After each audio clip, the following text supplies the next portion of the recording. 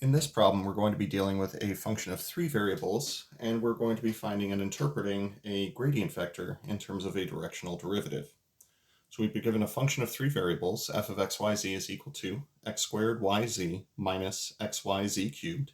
We've been given a point, the ordered triple 2, negative 1, 1, and a direction vector of 0, 4/5, negative 3/5.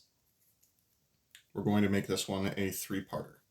First one is going to be find the gradient vector of f. So I'll find del f. So for del f, this will be equal to the partial derivative of f with respect to x, the partial derivative of f with respect to y, and the partial derivative of f with respect to z. Now, all three of those, none of them should be particularly challenging for this problem, so we'll go ahead and do it directly into the gradient vector. For the partial derivative with respect to x, we'll be treating y and z as though they're constants. So this will be x squared times a couple of constants. We'll call that 2x times y times z minus x times a couple of constants. That derivative will just be the constants.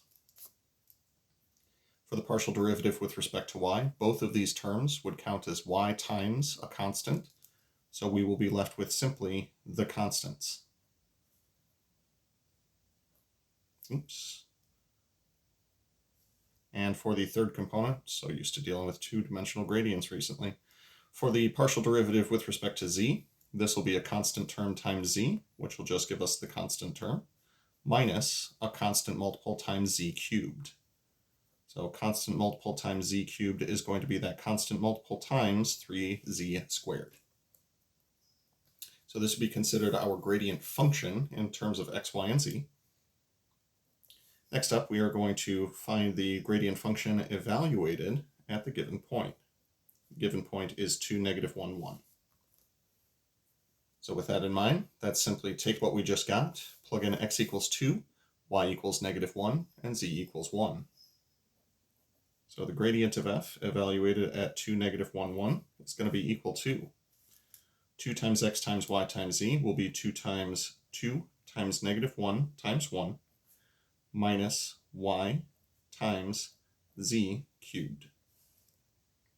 For the next component, this will be x squared times z, x squared z, minus x times z cubed.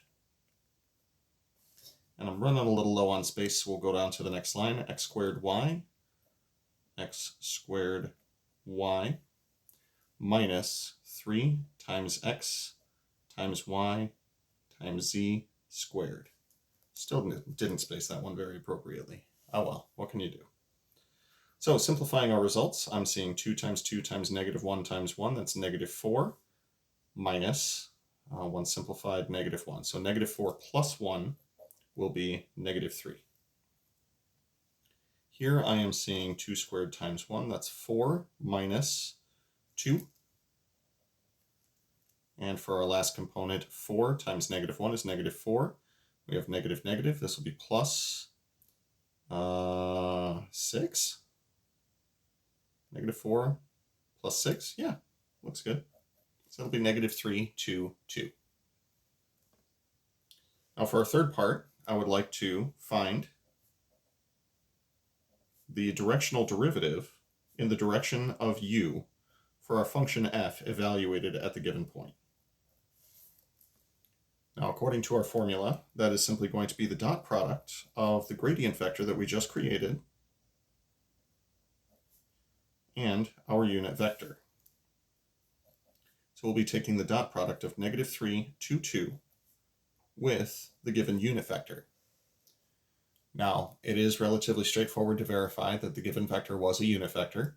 I square 0, I square 4/5, I square negative 3/5, I add them all up, I get 1. If you wanted to be really pedantic about it, then you take the square root of 1 and you get 1, and that's why it's a unit vector. So we're going to take negative 3, 2, 2, we're going to dot it with 0, 4/5, negative 3/5, and this will give us the slope of a tangent line in 4 dimensions. Boy, that's exciting to think about, isn't it? Negative 3 times 0 plus 2 times 4/5 plus 2 times negative 3/5. Simplifying this as much as possible, we'll get 0, 8/5 minus 6/5. 8/5 minus 6/5 sounds like a really good party. I mean 2/5. That would be 2/5 is what's left over after that. Remember, kids, don't drink and derive.